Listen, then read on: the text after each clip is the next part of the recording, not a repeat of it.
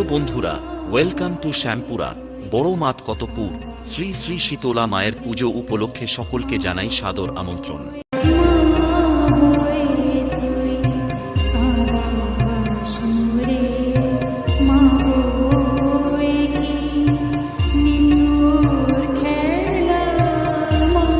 আগামী 25শে মার্চ থাকছে সাংস্কৃতিক অনুষ্ঠান, 26শে মার্চ রয়েছে বাউল গান, 27শে মার্চ এক বড় মাপের বিচিত্রানুষ্ঠান।